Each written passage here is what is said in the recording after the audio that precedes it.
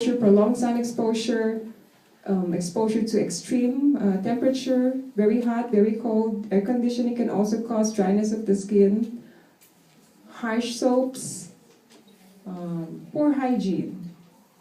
So, very important to use moisturizers on your face and also on your body.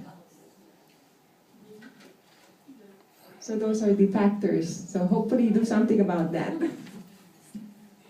So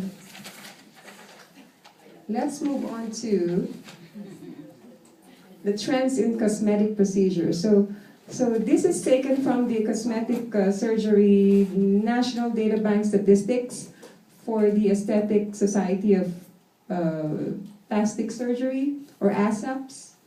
And as you can see, over 9 million cosmetic procedures, both surgical and non-surgical, were performed in 2011.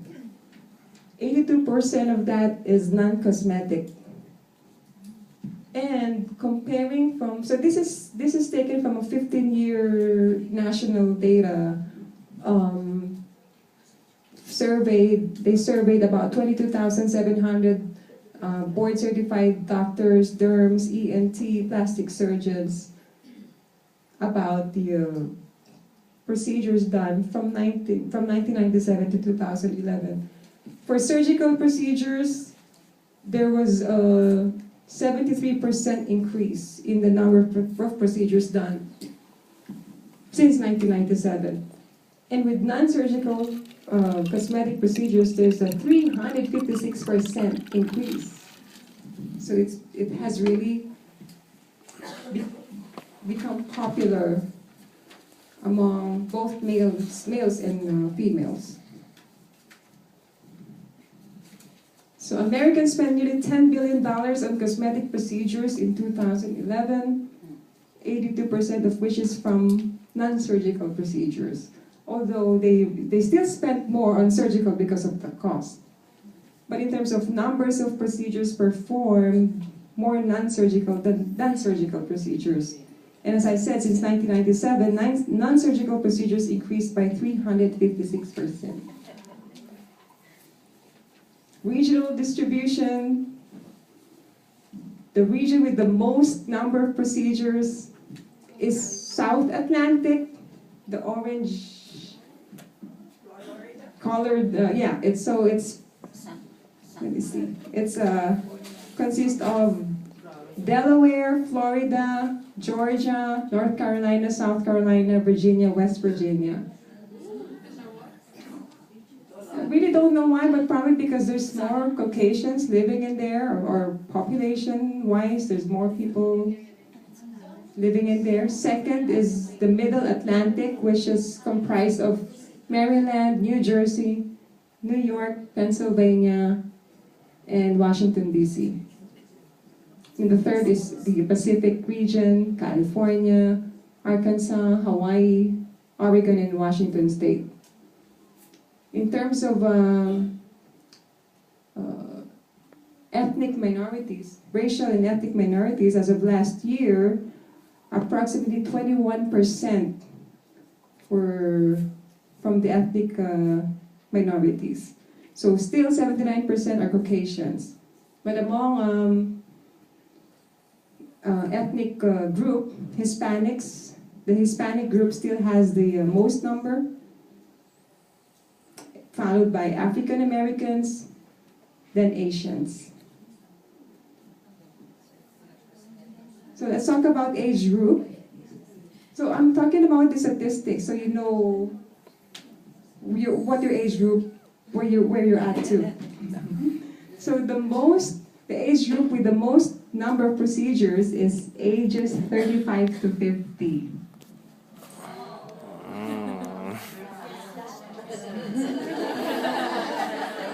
Do we all belong in that category? Number 1 is Botox. Number 2 is, well, I have to talk, botulinum. I can't say the brand, sorry. Hyaluronic acid is number 2. Number 3 is laser hair removal. Number 4 is IPL, or intense pulse light.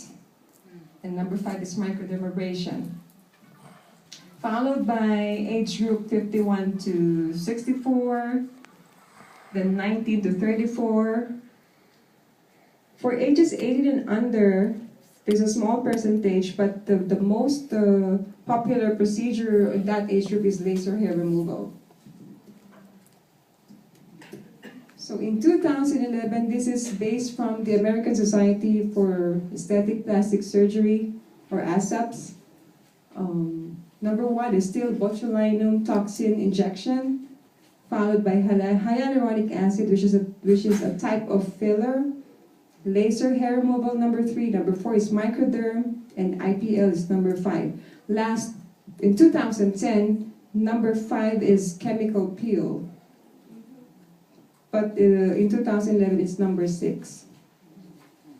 So gender distribution. 91% are still women who underwent cosmetic procedures. So this is, I'm just talking about non-surgical. So of these 91%, number 1 is still botulinum injection. Number 2 is fillers, hyaluronic acid. Number 3 is laser hair removal, followed by IPL, and then microdermabrasion. But for males, still the most popular procedure is botulinum toxin injection, followed by hair removal, and then hyaluronic acid, and then microdermabrasion, followed by IPL. I'll talk about those in a little while.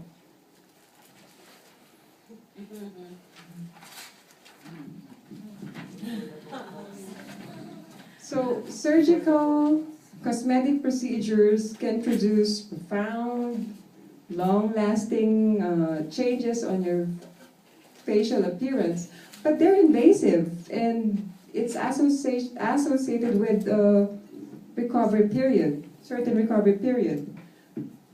Many patients usually are just beginning to show signs of aging, but yet they desire improvement. So, but they can't justify the cost of the surgery, or they're too young, or underqualified for surgical procedure, and of course the time you need to spend to undergo surgical intervention. So for this type of patients, injectable treatments are very promising and the perfect fit for their needs. And these injectable treatments can be done during an office visit, so there's no downtime. You can go back to work after the procedure. Also, you don't have to spend time to go to the operating room. Some of the injectable treatments don't require any anesthetic agents at all because of the use of very small needles, small bore needles, and it only produces minimal discomfort. Some of the treatments may require topical agents or nerve blocks, but that depends on the patient's preference, especially for first-time patients, and they're very scared, so you can do a nerve block so they won't feel anything. It also depends on the area to be treated. But usually in my practice, I haven't been doing any nerve blocks for the past year. Let's talk about botulinum toxin. We've heard about Botox, Dysport, Xeomin, and maybe Pure Tox in the future. So those are the different brand names. They only differ in a little bit, maybe the time of onset, duration of the effect, but average is about 3 to 4 months, and maybe the distance of the effect from the injection site. So it causes temporary block or paralysis in muscle contraction. Remember, it's temporary, so it's not. It goes back to the original state. And it's for dynamic wrinkles. When you say dynamic, when you move when you contract your muscles, wrinkles form. So Botox is mainly only for dynamic wrinkles. Not only it treats it treats the wrinkles temporarily, but it also prevents deepening of wrinkles in the future. if you continue to do it. It gained its FDA approval in 2002 as a for cosmetic use for frown lines between the brows or glabella. Now,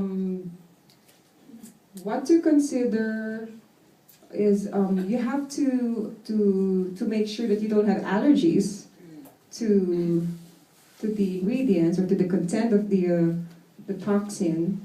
Make sure that you don't have any active infections on your face because it can produce worse infections. Also, if you're on quinolones, so it's a family of antibiotics, it can decrease the effect of Botox. So don't see your aesthetic doctor if you're on antibiotics because it won't be effective. I wouldn't do it on patients with who are on blood thinners such as warfarin or Coumadin, Plavix. If you are on baby aspirin, stop taking it for 5 days prior to the procedure. Also, anyone among you taking supplements, vitamins? Yeah. So do you know any of those that can thin the blood? So vitamin E, ginkgo biloba, fish oil can also thin the blood. St. John's wort. And of course some of the NSAIDs, most NSAIDs, ibuprofen and all those branded NSAIDs can thin the blood. So if you're planning to have something done, make sure you stop taking it 5 days or a week prior to the procedure. So as I said, it's only FDA approved for glabellar area, but these are the off-label use of neurotoxin. Horizontal forehead lines. Crow's feet are those lines that's produced when you squint on the side of your eyes. One of my favorite areas to treat. Chemical brow lifts. So it can shape your eyebrows too. If you want some lift, you can do that with Botox. Or if you have high eyebrows, you want it to go down, you can do that too. Widening of the eyes. So you can put a drop of Botox on the lower eyelid, that will widen your eyes. Bunny lines is when you do this, you form some lines on your nose. That can be treated with Botox too.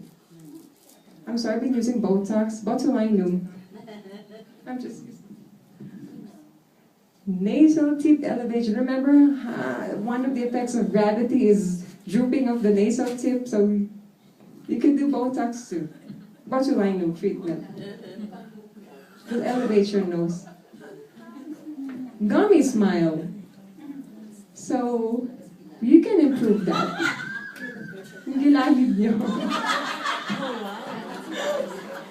Yes. So you can improve your smile with botulinum.